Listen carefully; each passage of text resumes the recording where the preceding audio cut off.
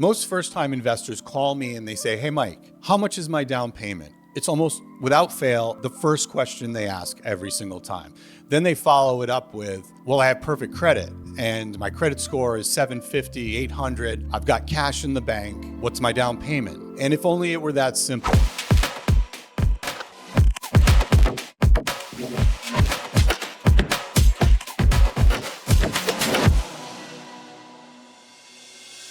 So the real issue is borrowers approach me like they approach a bank. They think we're going to evaluate you and your financial condition and then say, this is how much you can afford, this is how much you need to put down, this is your rate because you have a certain credit score. And that's just not how it works. With a hard money loan or a construction loan, we're going to need to see the numbers for that particular project and then qualify you and your experience as to whether you have the ability to complete said project. And then we're going to size the loan accordingly. So it's less about credit, it's less about your financial condition and more so to do with your experience and whether you can complete a project. And then we're going to go and we're going to look at the numbers and break it down. So let's talk about the variables and what I'm going to need for information in order to size your loan. And let's start with, first and foremost, the purchase price. What are you paying for it? It could be lands. You could be buying the land for 50 grand, or you could be buying a 3-family for $1 million. I need to know what that cost is. I need to know next what the budget amount is. Again, you could be building a house, or you could be renovating and doing a quick cosmetic rehab. One way or the other, I'm going to need to know how much that rehab budget is. And then finally, I'm going to want to know what the after repair value is or what the future value of the property will be upon completion. So let's talk about the core calculations used by hard money lenders to calculate your loan. Because it's not as simple as just saying, what's your down payment, or as a lender, what we're funding as a percentage of purchase. Lenders like myself will have caps, but what's driving your down payment isn't necessarily a down payment percentage like if you were going to a conventional lender or a bank to finance your home. We're going to be looking at the project in total to determine how much we can lend. So the core calculations in a hard money loan will be loan to cost, which we'll get into, and loan to ARV, the after repair value, which is a little nuanced compared to what maybe a traditional lender would look at, where they're looking at just the as-is value and lending off that. So the way that I'm calculating my hard money construction loans is very simple. I'm going to calculate the total project cost, purchase price plus construction, and sometimes an interest reserve built in. Right? I'm going to also look at the after repair value, and I'm going to say I can only lend a maximum of 90% of the total project costs over here, and my loan amount is X. I can only lend up to 75% of the after repair value, and that's Y.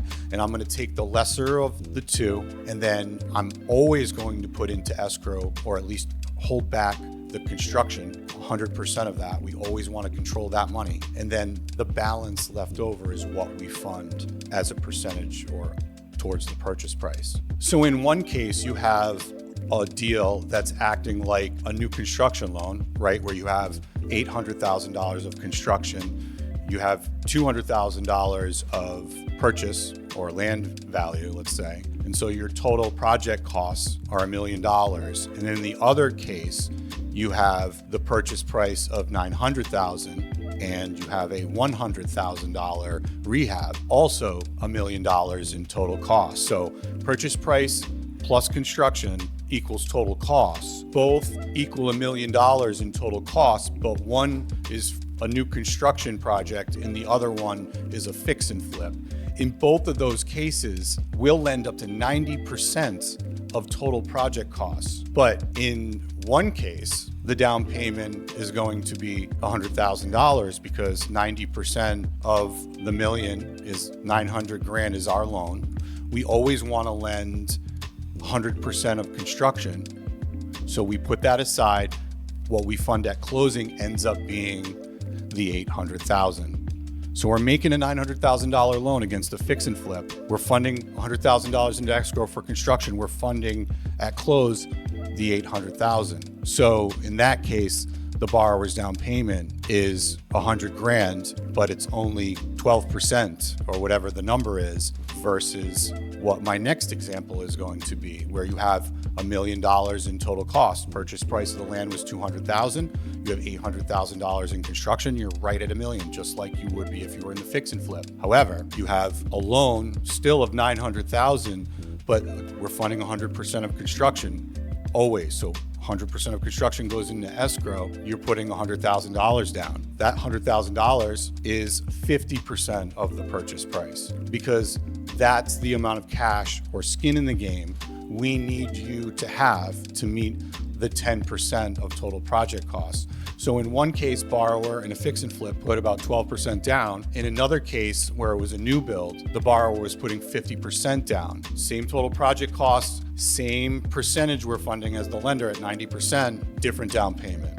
So right there, you can see a dramatic difference. And as a borrower, you could be anywhere in between and find out that your down payment is going to go up. So let's talk about LTV, right? Traditionally, you're going to buy a house. A lender says we're willing to lend up to 80% of the value. You get an appraisal. Appraisal is X. Lender says we're lending 80% of that value. Therefore, our loan is Y. With a hard money lender, we're going to be looking at a value post completion of the rehab. So we're going out to an appraiser and we're saying, Mr. Appraiser, here is the budget. Here's the purchase and sale agreement. The borrower's plan is to execute the renovation. Here's the scope, and your job is to value it post rehab. Once that value is determined, our maximum is we can lend to 75% of that after repair value for experienced investors. If you're not an experienced investor, let's say you've only done maybe one flip or two flips, we may limit you to 70% of that after repair value. But one way or another, that after repair value determined by the appraiser will be a major factor in calculating your loan. Not the only factor, but we're going to want to make sure as a lender, our loan does not exceed that 75% LTARV for experienced investors. So the calculation is simple. It's the value times 75%, or to reverse it, it's the loan amount divided by the value to make sure that, again, you're not in excess of that 75%. So it's a simple calculation, but it's a little bit nuanced because, as a hard money lender, we're looking at the future. We get to give you that money to get you from today's value to the future value. We're going to just want to make sure that there's a cushion based on your experience. We'll ask you for a little bit more cushion. Again, common sense underwriting, more experience, higher leverage, more risk for most, but for experienced borrowers, it's not as risky. So we're willing to go a little bit higher in terms of LTARV. So experience driven as always, but that's how you calculate loan to after repair value as a hard money lender. Ultimately, as a hard money lender, a construction lender, we want to make sure that you as a borrower have some skin in the game, something to lose, right? It significantly reduces default rates and foreclosure risk simply by borrowers having invested into the deal alongside us. It ensures that you're going to see it through into completion, or at least give it your best shot. So, it's important to understand that it's just not all about LTARV or LTV. Loan to cost allows us as the lender to measure, your skin in the game, what you'll have at risk, so that it aligns with the risk of the project. It could be a heavy rehab, it could be a cosmetic rehab, or a ground up construction.